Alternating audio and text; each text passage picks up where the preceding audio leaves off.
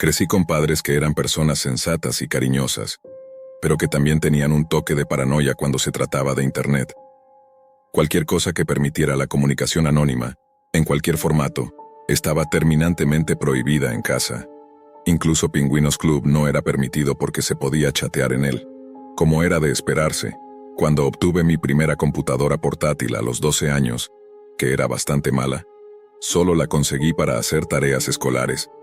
Lo primero que hice fue intentar hablar con personas en línea.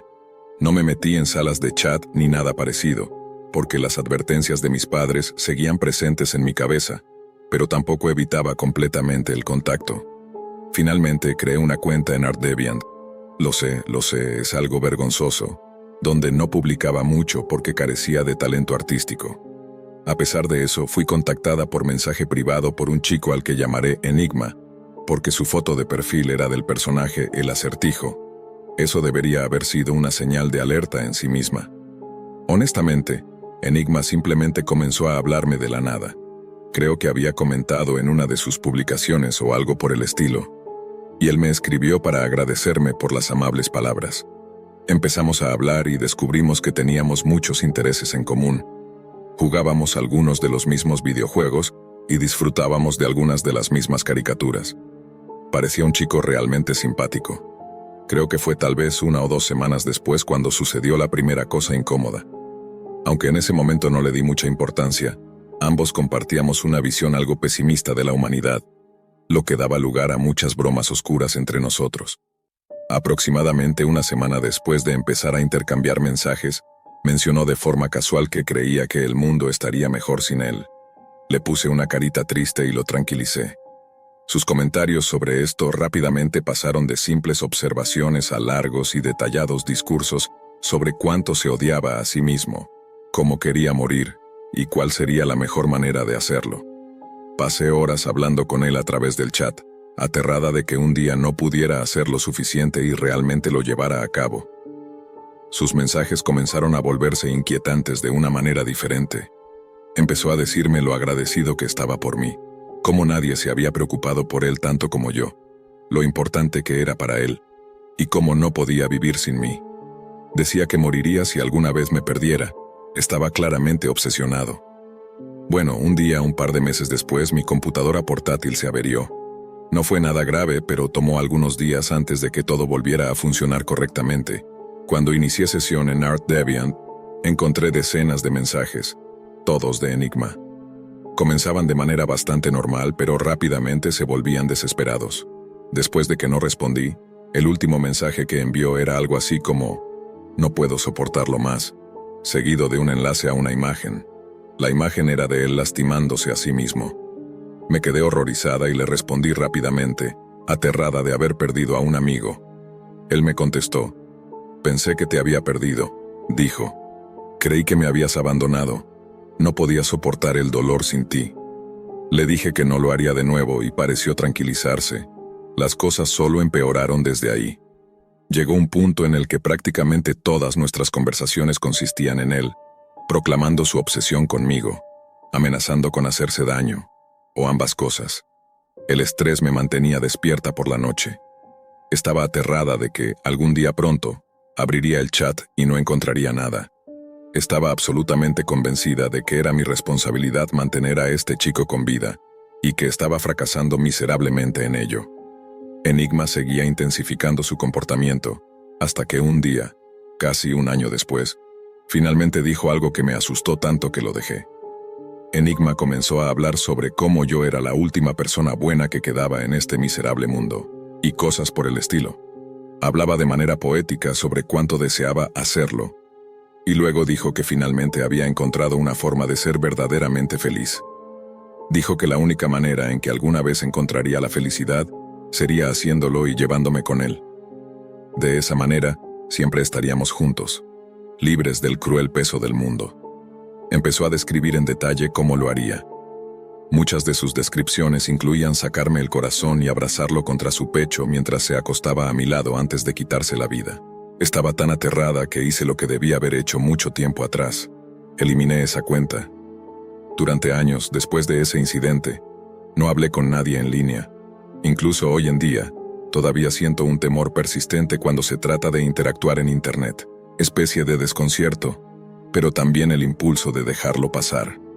Después de todo, en mi línea de trabajo te cruzas con todo tipo de personas extrañas. Archivé el chat en mi carpeta de casos abiertos y decidí no pensar más en ello. Había terminado mi investigación inicial y ya era tarde, así que cerré todo y me fui a casa. Las semanas siguientes transcurrieron sin novedades. El caso que había estado investigando se cerró, aunque nunca llegamos a identificar con claridad la fuente de la información robada. Era frustrante, pero a veces, en seguridad informática, los rastros se esfuman, y no siempre se obtiene una resolución satisfactoria. Sin embargo, lo que me había inquietado sobre la conversación en la Deep Web comenzó a desvanecerse en mi mente, hasta casi olvidarlo por completo. Fue aproximadamente un mes después cuando las cosas comenzaron a ponerse realmente extrañas. Un día, mientras trabajaba en otro caso, uno de mis compañeros mencionó algo sobre unos mensajes raros que habían aparecido en su ordenador. Al principio no le presté mucha atención.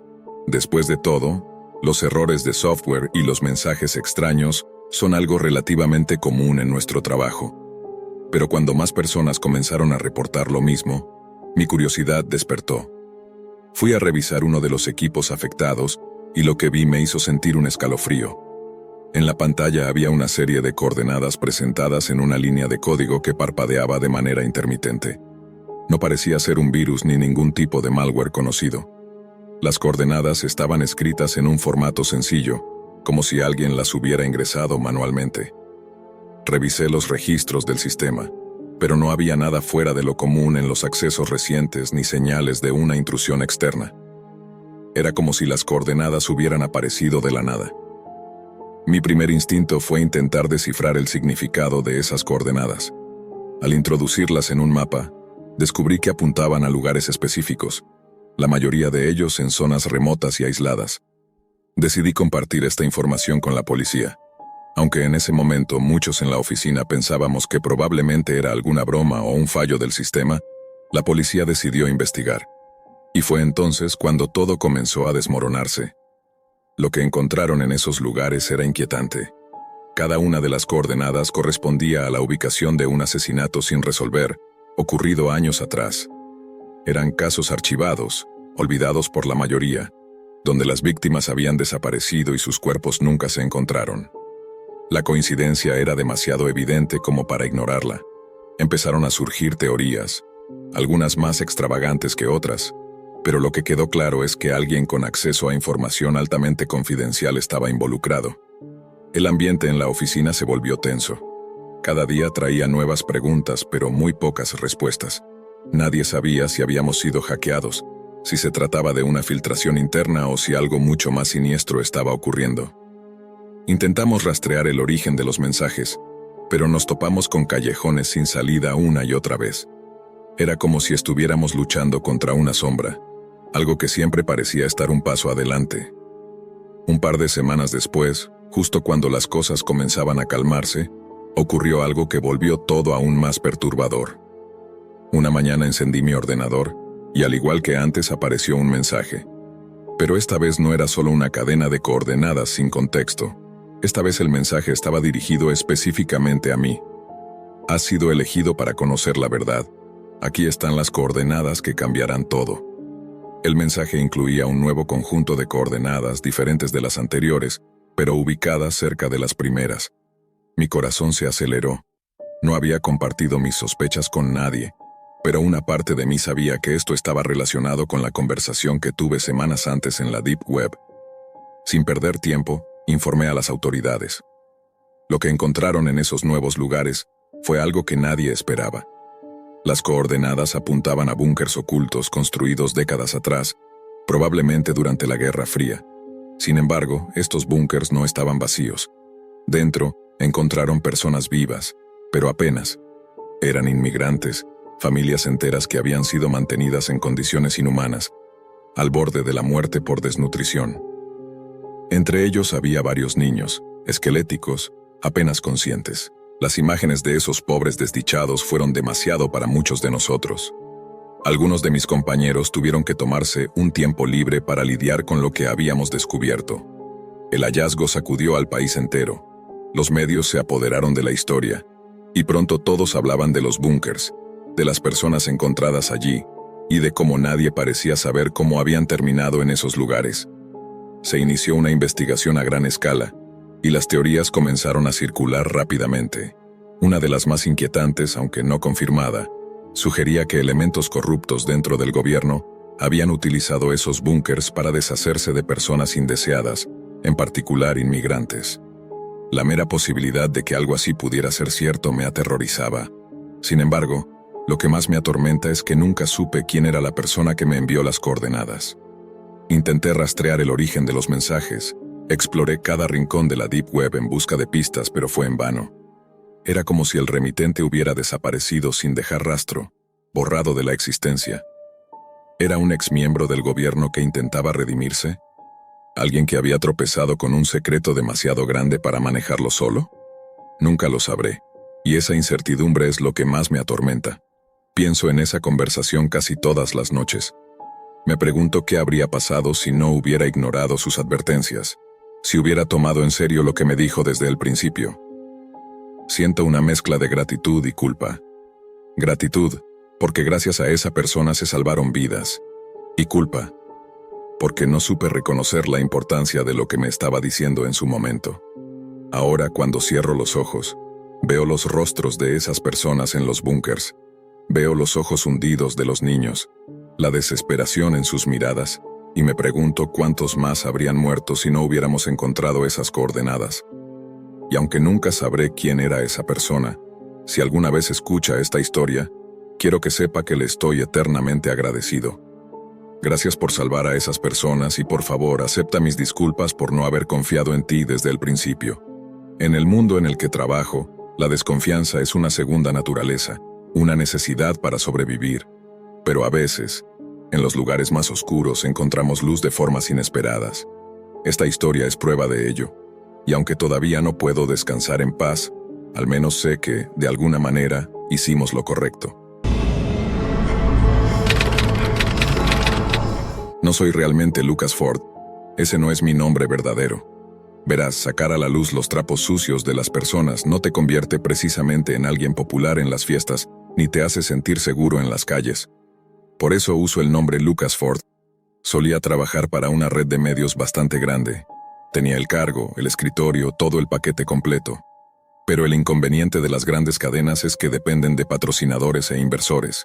Y a veces esos inversores tienen algunos esqueletos en su armario. Como ejemplo, un concejal local. Recibí información que decía que aceptaba sobornos a cambio de contratos municipales.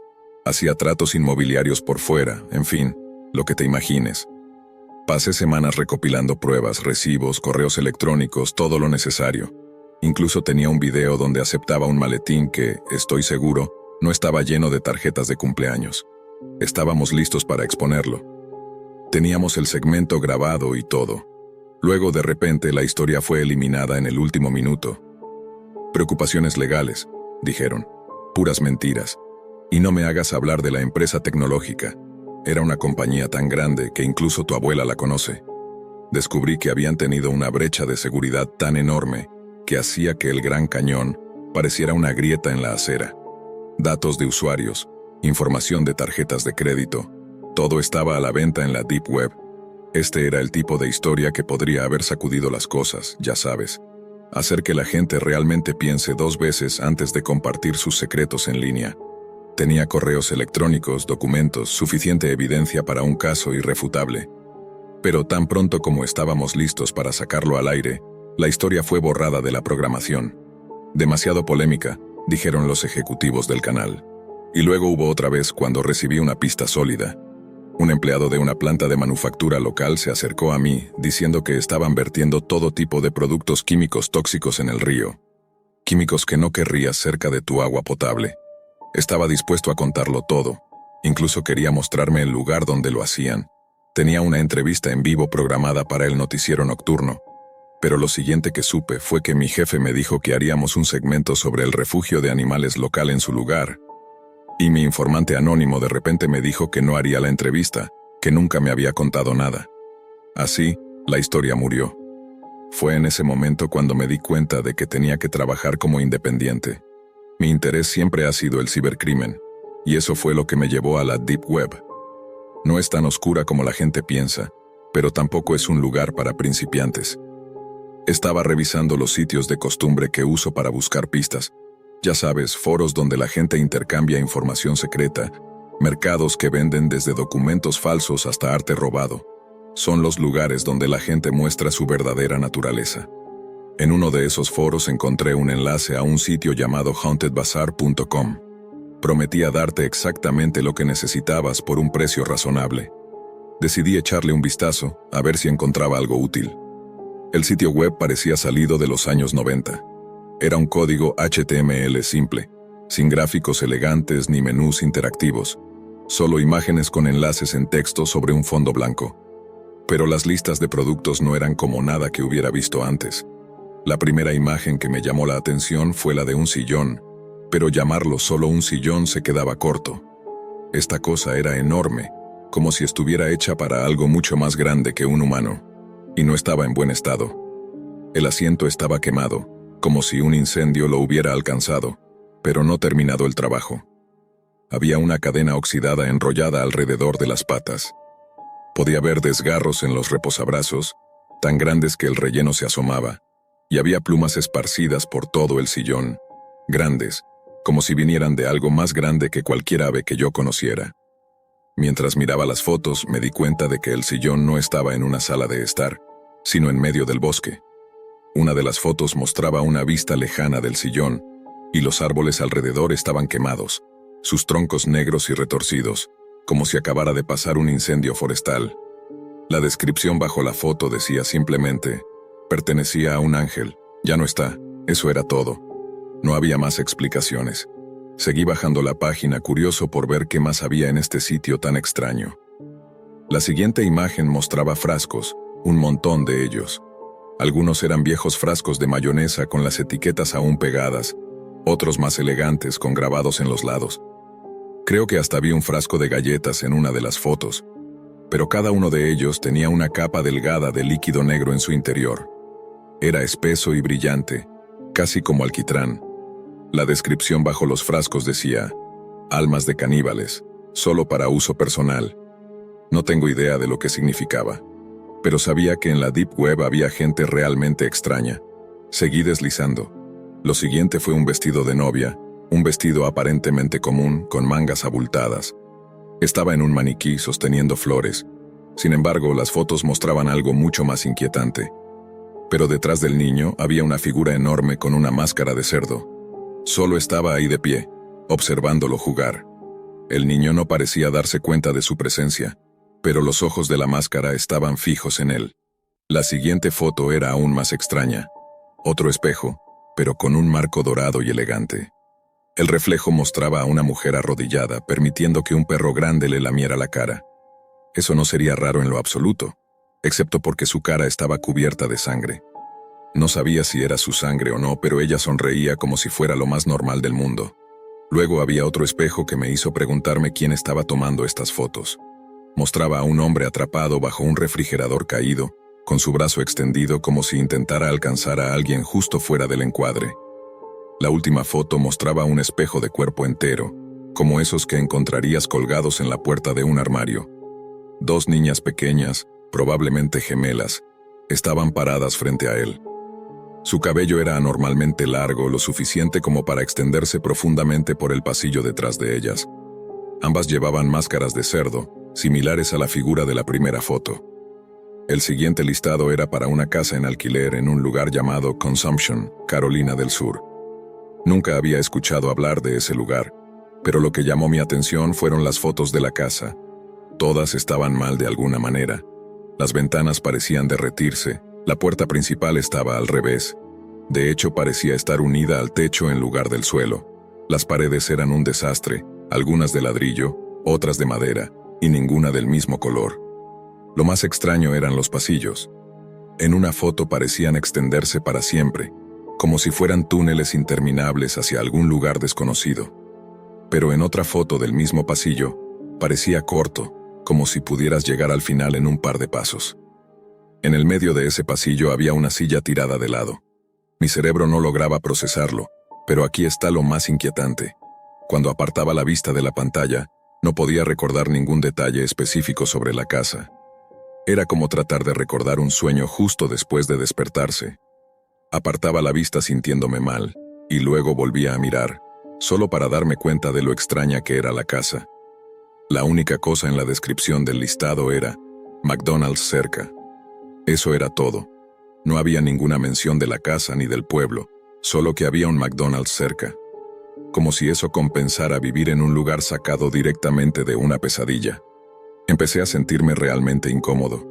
No sé si todo esto era solo un engaño elaborado, el trabajo de algún adolescente aburrido, no lo sé. Pero fuera lo que fuera, ya había tenido suficiente. Estaba a punto de cerrar la ventana cuando vi un listado que me dejó paralizado. La cámara de Lucas. Eso realmente me hizo parpadear. Nunca esperé ver mi nombre en un sitio como este.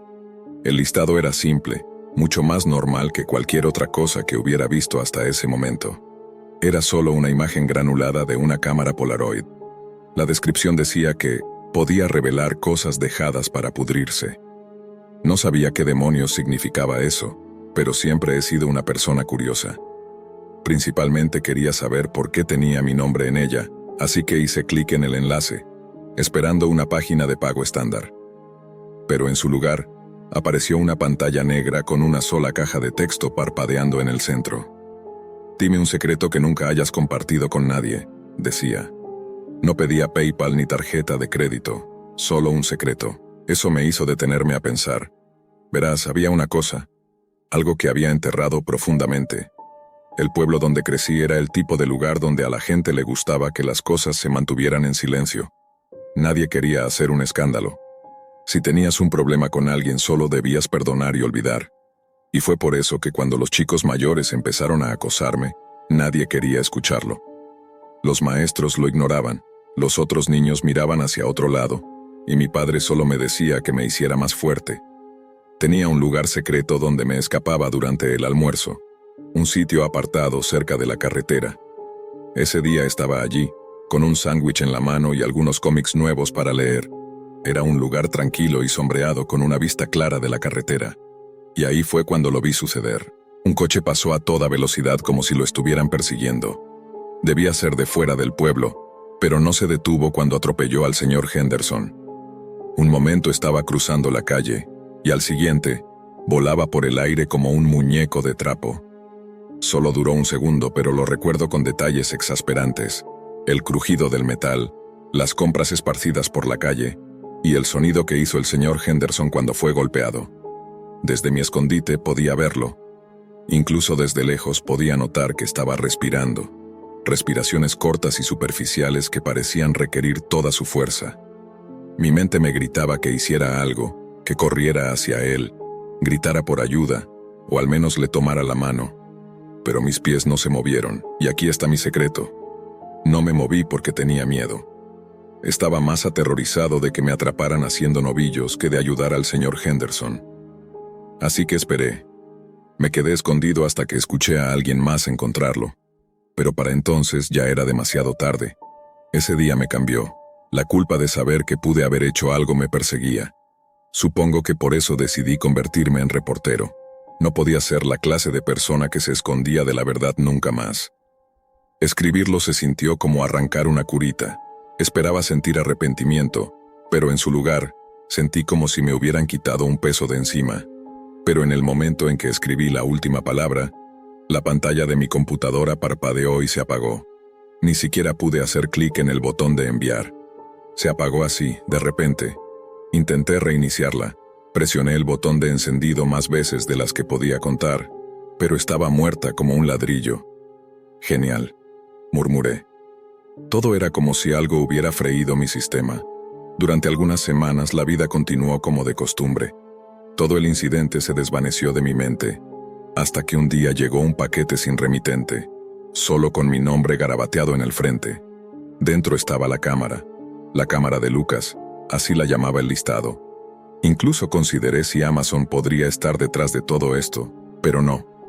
La pista se enfrió, sin rastro de algún proyecto secreto o un sitio experimental por encontrar. Y con cada callejón sin salida, me convencí más de que, tal vez, Esta cámara estaba destinada solo para mí. Quizá el destino me eligió para esto, se me dio un propósito. Descubrir las cosas que la gente mantenía ocultas. Me eligió a mí. Sabía lo que tenía que hacer. Esto no era simplemente para descubrir chismes del vecindario. Así que ahí estaba, recorriendo la ciudad con esta extraña cámara. La ciudad es una bestia completamente distinta por la noche, déjame decirte. Las calles que solo parecían sucias durante el día, se vuelven absolutamente aterradoras cuando oscurece. Las luces de neón hacían que todo se viera siniestro. Decidí tomar una foto de uno de esos empresarios de alto nivel, ya sabes, de los que tienen su nombre en restaurantes y bancos por toda la ciudad. Y cuando la foto salió, fue como nada que hubiera visto antes. El tipo estaba allí, eso seguro, pero alrededor de él, había cuerpos esparcidos por todos lados. Estaban torcidos de formas que me revolvieron el estómago. Pero lo peor estaba detrás del empresario.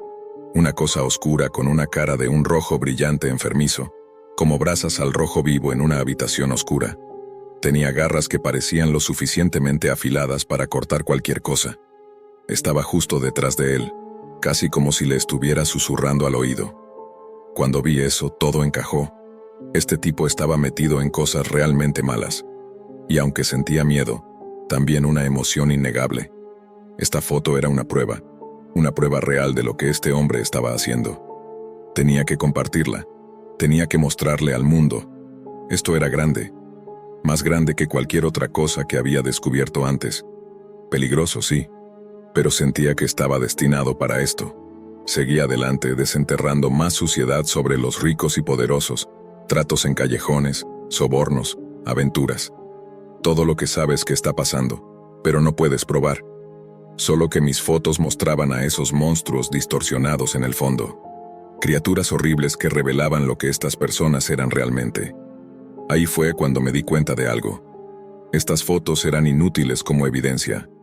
Mostraban que algo andaba mal, pero no de una manera que alguien pudiera creer. Necesitaba pruebas concretas, imágenes reales y claras de lo que estaba sucediendo. Pero deshacerme de la cámara no iba a suceder. Me estaba mostrando demasiado. Incluso si todo estaba distorsionado, tenía que encontrar una manera de usar lo que estaba viendo, convertirlo en algo que realmente sirviera como evidencia irrefutable. Está bien, entonces esto es lo que comencé a hacer. Cada noche tomaba mi cámara y salía a las calles. Era como si estuviera en piloto automático, ¿sabes? Conducía por ahí, encontraba a algún político o celebridad y les tomaba una foto. Luego regresaba a casa y veía qué estaban ocultando. Cada noche era como una misión para mí. Una vez atrapé a un médico local, el jefe del hospital más grande de la ciudad. Lo capté afuera, en el estacionamiento, fumando. Parecía todo respetable con su bata blanca, pero la foto contaba una historia diferente. Estaba rodeado de montañas de pastillas mientras contaba dinero. A su alrededor había personas desesperadas, extendiendo las manos, pidiendo más. Pero lo que estaba detrás de él era lo que impactaba.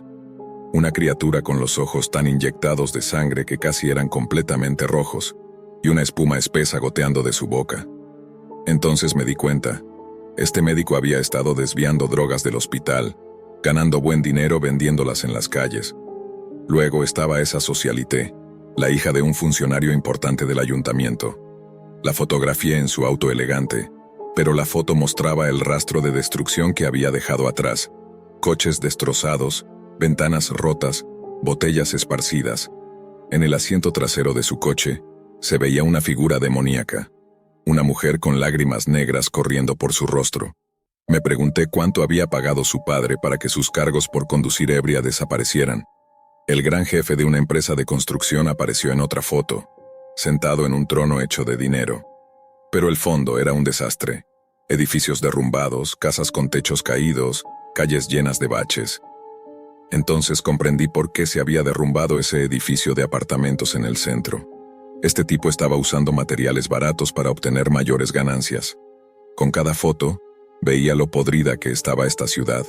Todos en la cima tenían algo que esconder, y yo era quien los expondría. Decidí que la Deep Web sería el mejor lugar para publicar estas fotos, al menos por ahora. Por un lado, se sentía más seguro, menos probable que alguien rastreara las publicaciones hasta mí. Subía las fotos con un pequeño adelanto, algo como el ayuntamiento expuesto o lo que no quieren que sepas. Luego publicaba los nombres y pedía pistas. Este se convirtió en mi ritual nocturno. Era emocionante de alguna manera. Salir a escondidas, capturar esos momentos, traer justicia de la única manera que sé. Pronto mis publicaciones empezaron a llamar la atención. La gente en los foros se volvía loca tratando de adivinar lo que significaban las fotos. Algunos intentaban desacreditarlas como falsas, mientras otros creaban teorías salvajes sobre experimentos secretos del gobierno o tecnología alienígena. Pero aquí está la verdad. No lo hacía por la fama o la emoción en línea. Con cada foto esperaba que alguien me diera información concreta, algo que pudiera usar para realmente derribar a estos tiburones. Necesitaba pruebas sólidas. Entonces cada noche salía.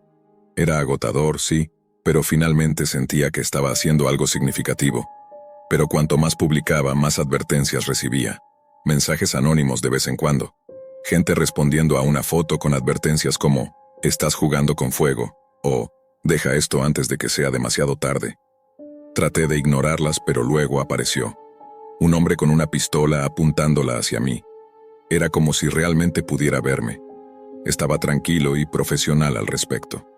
Detrás de él, era como una escena sacada de una pesadilla. Cuerpos esparcidos por todos lados, apoyados contra las paredes o tirados en el suelo, con expresiones de puro terror en sus rostros. Este tipo no solo estaba metido en cosas malas. Él era las cosas malas, era un asesino a sueldo y estaba atrás de mí.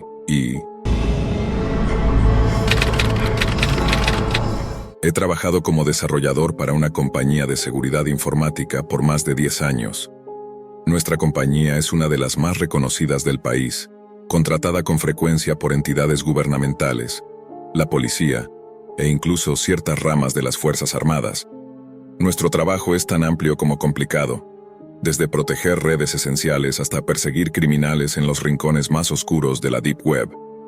Con el tiempo, desarrollé una especie de coraza emocional, necesaria para enfrentar las cosas que veo a diario.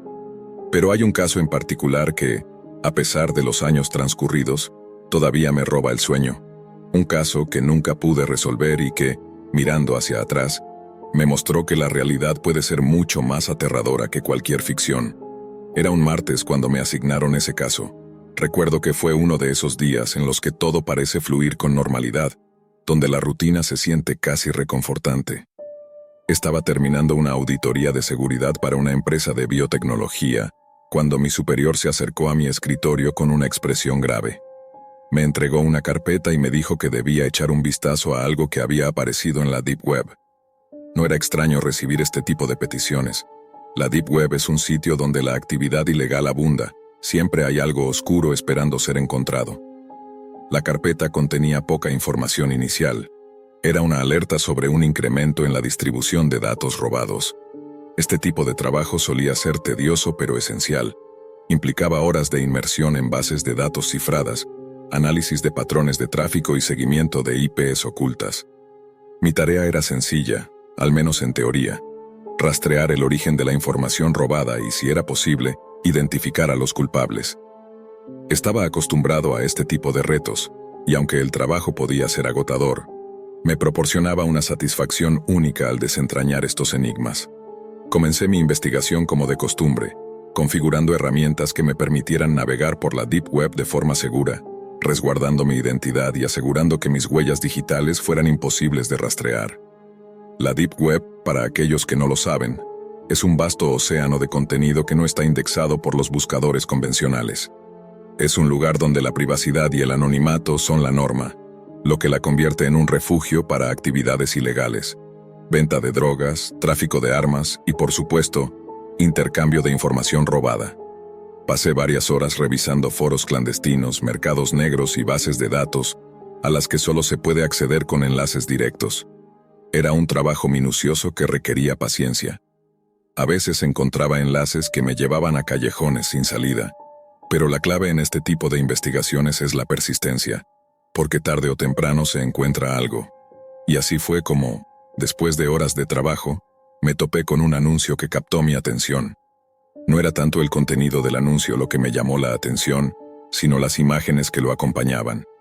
Eran fotos de lugares que me resultaban extrañamente familiares, aunque no podía precisar por qué. El anuncio parecía ser algún tipo de publicidad, aunque el producto o servicio que ofrecía no estaba claro. Las imágenes mostraban sitios que reconocía vagamente, como si los hubiera visto alguna vez en los márgenes de mi vida diaria. Decidí hacer clic, más por curiosidad que por otra cosa. No esperaba encontrar algo relevante para el caso que estaba investigando, pero algo en esas imágenes me decía que debía seguir esa pista. El enlace me llevó a un foro privado, uno de esos lugares en la Deep Web a los que solo puedes acceder con una invitación. Estos foros son conocidos por ser puntos de encuentro para todo tipo de personas, desde hackers hasta informantes gubernamentales, pasando por criminales que buscan un espacio donde intercambiar información sin ser detectados. Usé uno de mis seudónimos habituales, un nombre genérico que había creado años atrás y que utilizaba en este tipo de investigaciones. No esperaba mucho, tal vez solo reunir algo de información adicional antes de cerrar por el día. Para mi sorpresa, en cuestión de minutos recibí un mensaje directo. El remitente usaba un nombre de usuario compuesto por una secuencia aleatoria de letras y números, algo bastante común en la Deep Web. Sin embargo, el mensaje no era lo que esperaba. No era una respuesta típica ni un intento de vender datos robados. En su lugar, el mensaje era breve pero inquietante. Sé que estás buscando algo, puedo ayudarte, pero tienes que escucharme. Al principio pensé que era una broma, o tal vez un intento de phishing. No sería la primera vez que alguien intentaba manipular o engañar a un investigador para obtener información. Respondí con precaución, preguntando quién era y qué sabía. La respuesta fue rápida y perturbadora. Sé más sobre las operaciones de la policía y el gobierno de lo que podrías imaginar. Información que ni siquiera tú podrías descubrir. Fruncí el ceño. Mi instinto me decía que podría ser alguien que simplemente estaba tratando de impresionarme o asustarme. Fanfarronadas que eran comunes en los círculos en los que me movía durante mis investigaciones. Decidí responder con sarcasmo, como solía hacer con este tipo de usuarios. Claro, seguro que sí. ¿Qué más sabes, maestro del universo? Esperaba que esto terminara la conversación, o al menos que me llevara a una cadena de mensajes en la que pudiera exponer al charlatán de turno. Sin embargo, el usuario no mordió el anzuelo. En lugar de continuar la conversación, me envió un último mensaje que me dejó helado. No me subestimes. Y luego la conversación se cortó abruptamente. Recientemente recibí una solicitud de amistad que me recordó a una historia, así que decidí compartirla aquí. Esto sucedió después de que ingresé a la universidad, así que tenía 18 años. Me esforcé por hacer nuevas amistades tras mudarme al campus, y acabé uniéndome a varios grupos con los que pasaba el tiempo, incluyendo a una nueva novia y algunas personas de mis clases con quienes me llevaba bien. Había una clase justo antes del almuerzo, y era común que la gente fuera a la cafetería en grupos de 2 o 3. No era muy exigente con quien compartía el almuerzo, ya que me llevaba bien con casi todos los de la clase, y todos tratábamos de ser sociables. Así que cuando una chica llamada Carolina me preguntó si quería almorzar juntos después de esa clase, no vi ninguna razón para negarme. Charlamos sobre la universidad y cosas triviales, nada memorable, pero ella me pidió que la agregara en redes sociales. Esto sucedió justo delante de Carolina, y noté cómo su rostro se volvió hacia mí de manera abrupta desde un par de asientos más allá. Fue una reacción tan repentina que fue difícil no notarla, y aún la recuerdo claramente. Cuando llegué a casa ese día, Carolina me había enviado una solicitud de amistad. No teníamos amigos en común y no sé cómo consiguió mi apellido. Me sorprendió un poco, pero supuse que simplemente me buscó en las páginas de redes sociales de la universidad y me encontró. Me dio una mala sensación, pero pensé que no había problema. Ella empezó a enviarme muchos mensajes y comentaba en casi todas mis publicaciones. Traté de justificarlo como torpeza social, y eventualmente nos hicimos amigos, aunque no muy cercanos. He conocido a personas peores. Carolina siempre me invitaba a almorzar después de nuestra clase compartida, pero fuera de eso, rara vez pasábamos tiempo juntos en persona. A veces la veía por ahí, pero nunca me esforcé por socializar más allá de lo necesario. Así que la mayor parte de nuestra comunicación era en línea, y solo nos veíamos en grupo. Curiosamente, mi novia también se llamaba Carolina, lo que era algo que claramente le molestaba a la primera Carolina, no a mi novia, quien no le daba importancia al asunto. Es un nombre bastante común. Carolina insinuaba de vez en cuando que mi novia debería cambiarse de nombre, bromeando con que no le quedaba bien. Evidentemente, no le agradaba a mi novia, y ya tenía una idea de por qué. Para ese momento era difícil no notar que Carolina comenzaba a insinuar que sentía algo por mí. Traté de no abordar el tema, porque no sabía cómo reaccionar cuando un amigo me hacía una proposición. Además, no estaba interesado en lo más mínimo, incluso ignorando las cosas extrañas que hacía. Carolina no era en absoluto mi tipo. Su forma de vestir y comportarse oscilaba entre una ama de casa de los años 50 y alguien que todavía estaba obsesionado con las princesas, si puedes imaginarlo. Las cosas tomaron un giro incómodo el día de nuestra última clase compartida del año. En lugar de sugerirme que almorzáramos, me llevó al bosque que rodeaba el campus. El sonido de nuestros compañeros de clase se desvanecía mientras nos adentrábamos. Nos sentamos en un banco y me uní a ella. Carolina empezó a hablar sobre cuánto me iba a extrañar durante el verano. Traté de estar de acuerdo, pero no quería estar allí, especialmente porque parecía al borde de las lágrimas.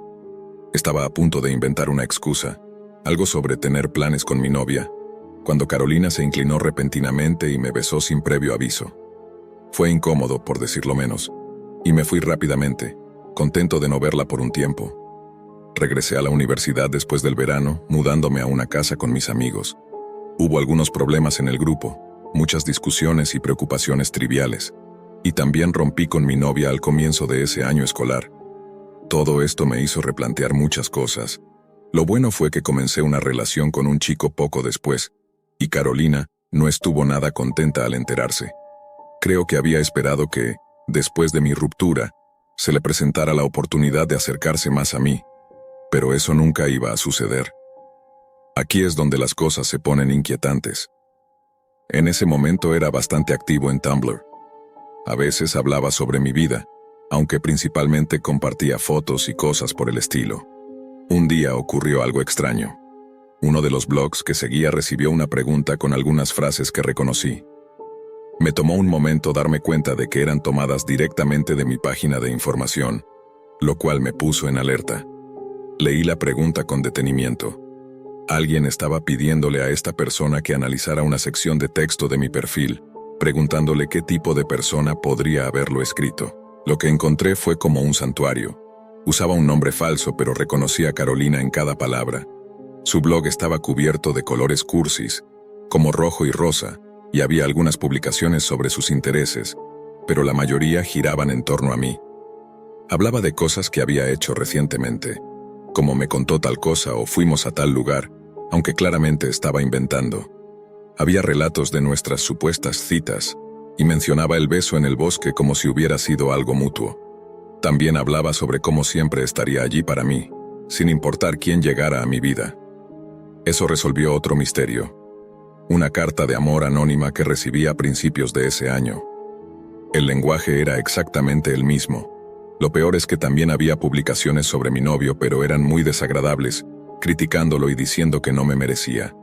Era una situación sacada directamente de la Deep Web. Mi pareja nunca había sido una persona celosa, lo cual según Carolina significaba que no me amaba lo suficiente. Ese fue uno de los mensajes más llenos de ira y resentimiento que leí. No me gustaba pensar en el tipo de persona que podría escribir de forma tan obsesiva sobre mí. Algo que no tenía sentido al principio era que el blog de Carolina mencionaba repetidamente a su supuesto mejor amigo, un tal Samuel. Ella nunca me había hablado de alguien con ese nombre. En sus publicaciones mencionaba a Samuel con frecuencia diciendo lo buen amigo que era, lo mucho que se divertían juntos y cómo él siempre estaba allí para ella, cuidándola. Me preguntaba si sería un amigo en línea hasta que una publicación en particular hizo que todo encajara. Carolina había subido una foto, diciendo algo como, Samuel me envió esto, sabía que me encantaría. El problema era que la imagen había sido tomada de mi propia página. No fui yo quien se la envió. Claramente la había descargado de mi perfil y después inventó que este amigo ficticio se la había dado. En su mente trastornada, había dividido mi identidad en dos. En su fantasía, yo era tanto su mejor amigo ideal, que siempre la cuidaba como su alma gemela, destinada a estar con ella una vez que superara a mi novio débil y a todas las chicas fáciles con las que, según ella, me rodeaba. Carolina publicaba quejas constantes sobre esas chicas fáciles. ¿A quién se quejaba? Bueno, Carolina tenía una audiencia. Hacía preguntas abiertas sobre mí y sobre nuestra relación y recibía respuestas de sus seguidores. Gente que tomaba lo que decía al pie de la letra, apoyando su narrativa. Muchos comentaban que mi novio no me merecía y que pronto romperíamos para que ella y yo pudiéramos estar juntos. Carolina había construido una versión ficticia de mi vida y la había compartido con sus seguidores, presentándose como la heroína de la historia. Retrocedí en el historial de su blog aproximadamente un mes, aunque no revisé todo lo que había allí.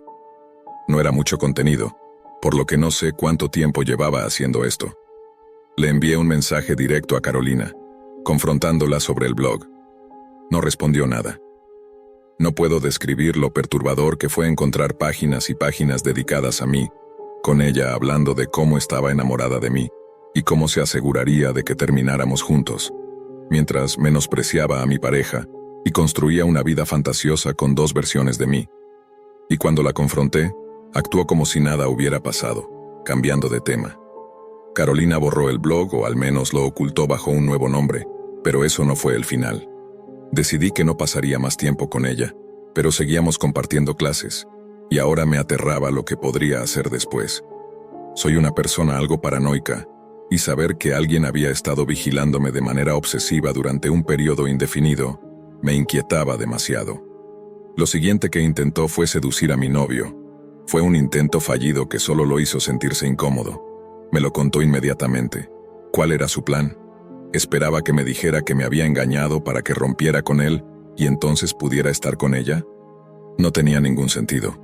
Cuando eso no funcionó, trató de coquetear con 3 de mis amigos, pero ninguno cayó en su juego. Finalmente, terminó saliendo por un tiempo con uno de mis antiguos compañeros de casa, pero aún así, se aseguraba de enviarme mensajes para hacerme saber que, en realidad, prefería estar conmigo. No, gracias.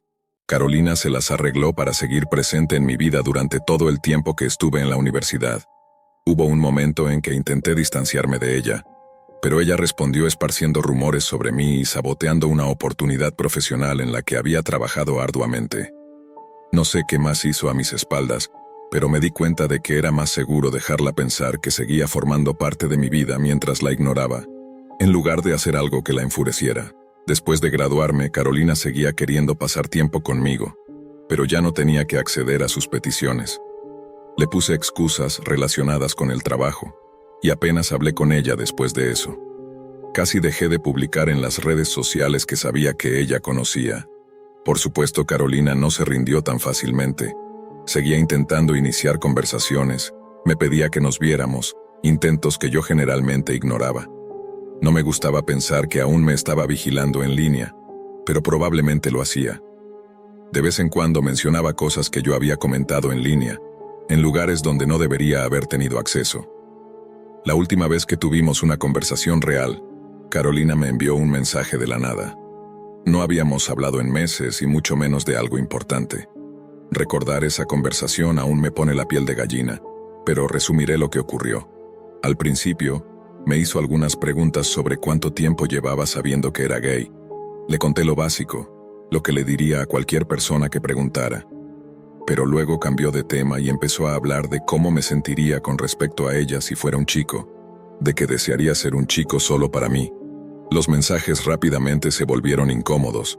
Entró en detalles sobre las fantasías que tenía de nosotros dos juntos. Y de nuevo, hay que recordar que ni siquiera éramos amigas cercanas en ese momento. Nunca lo habíamos sido, y apenas habíamos hablado en años. No puedo imaginarme enviando mensajes así ni siquiera a una amiga íntima, mucho menos a alguien con quien casi no tenía contacto. Intenté decirle que parara con esas tonterías, pero ella cambió de tema. Me envió fotos de ella misma, seguidas por una avalancha de mensajes, 4 o 5 por minuto, demasiado rápidos para que pudiera responder antes de que llegara el siguiente. Básicamente, Carolina me repetía lo que yo le había contado sobre mi vida y mi pasado apenas unas horas antes, como si fuera su propia historia. Me relataba esas cosas como si le hubieran pasado a ella. Parecía estar tratando de absorber mi vida, de apropiarse de mis experiencias, como si mi historia fuera parte de la suya. No volví a hablar con Carolina después de eso. Ignoré todos los futuros intentos que hizo por contactarme y finalmente la eliminé de mis redes sociales, que en ese momento estaban casi inactivas, lo que significaba que eran su única forma real de seguir vigilándome. Pensé que finalmente había terminado con todo esto. Pero hace unos días me envió una nueva solicitud de amistad. Ahí está, sin respuesta, porque sé que si la elimino simplemente enviará otra. Carolina y yo nos conocimos hace casi 12 años. Esto es solo un resumen de lo más destacado y, aún así, solo cubre lo que sé con certeza. Estoy segura de que muchas más cosas sucedieron a mis espaldas. Hace unos años, más específicamente hace 10 años, solía visitar páginas web extrañas. Tenía mucho tiempo disponible porque no practicaba deportes ni me ofrecía como voluntario en ninguna actividad de la preparatoria. Le comenté a mi amigo Lucas que empezaba a sentirme aburrido. La verdad es que me estaba cansando de lo que estaba viendo en esos sitios web. Él me sugirió que explorara la Deep Web. Él solía entrar a la Deep Web, pero nunca había encontrado nada interesante. Así que decidí investigar más a fondo. Busqué durante horas todos los días por aproximadamente 2 meses y medio, pero aún no encontraba nada que no hubiera visto antes. Se lo mencioné a Lucas y, por supuesto, me sugirió que explorara la Dark Web. Cuando ingresé a la Dark Web, vi varias salas de chat con nombres diferentes. Me topé con una llamada ira total, todo en mayúsculas. Me uní al chat, pero antes de entrar al chat en vivo, te asignaban un número. El mío era P34. Confirmé mi número y vi que dentro había cientos de personas. Los comentarios llegaban muy rápido, y al principio no entendía lo que estaba ocurriendo. La pantalla estaba en negro, pero de repente apareció un nombre en la pantalla. Señor Risas. Los comentarios se detuvieron de inmediato, y una voz salió de mis altavoces diciendo: Bienvenido, P34. Luego, el nombre desapareció de la pantalla y los comentarios continuaron, todos dándome la bienvenida. Pasaron algunos minutos y apareció una cuenta regresiva desde 10 en la pantalla. El chat se volvió loco. Cuando la cuenta llegó a 1, la pantalla mostró lo que parecía ser una cámara enfocando a alguien dentro de lo que parecía su casa. Me quedé viendo esto durante 20 minutos, pero no ocurrió nada, así que apagué mi computadora. Al día siguiente, fui a la escuela, tuve un día normal, y luego fui a Supermercado Mundo. Después decidí volver al mismo chat de la vez anterior. Confirmé mi número, P34, y de nuevo había cientos de personas comentando. Señor Risas apareció, y como antes los comentarios se detuvieron. En la pantalla apareció un mensaje: no hay nuevos miembros esta noche. Luego comenzó otra cuenta regresiva, y todos en el chat comenzaron a enloquecer. La cuenta regresiva terminó, y otra vez se mostró una cámara. Esta vez estaba afuera de una escuela, mi escuela. En ese momento me sentí intrigado. No podía decir si la cámara estaba enfocando a alguien en particular o simplemente grababa la escuela. Después de 30 minutos viendo el video, sonó la campana de nuestra escuela y todos comenzaron a salir. La persona que grababa estaba en un auto al otro lado de la calle. Una vez que todos salieron, el individuo salió del coche y empezó a seguir a un grupo de chicos. Poco a poco todos comenzaron a separarse, y la persona que grababa decidió seguir a uno. Era mi amigo Lucas. El que grababa estaba a por lo menos 30 metros de distancia de él. Empecé a llamar a Lucas, pero no contestaba. Seguí llamándolo mientras veía el video, pero nada. El individuo lo siguió hasta su casa y se quedó afuera por unos minutos. Finalmente, el hombre detrás de la cámara dijo: «No hay padres en casa», y comenzó a caminar hacia la casa de Lucas. Tocó el timbre y esperó mientras seguía grabando. Pasaron unos segundos y Lucas abrió la puerta, parecía confundido. El hombre dijo: Yo soy tonto». Lucas se veía asustado. La cámara se apagó y todos en el chat se fueron. Yo hice lo mismo. Llamé al teléfono de casa de Lucas en lugar de a su celular, y contestó su madre. Pregunté por Lucas y ella me dijo que pensaba que estaba conmigo. Me puse muy nervioso. Luego recibí una notificación en mi teléfono de mi cuenta de correo. El remitente era señor Risas, y el mensaje decía: «Me estoy acercando, P34. Lucas dice hola». Quedé en shock y no sabía qué hacer. Llamé a la policía, pero no hicieron nada porque el correo desapareció. No he vuelto a entrar a la dark web desde entonces, y nadie ha visto a Lucas hasta el día de hoy. Todavía recibo mensajes con fotos mías en lugares aleatorios junto con el mismo texto que dice, puede suceder en cualquier momento. Honestamente desearía nunca haber entrado en la dark web.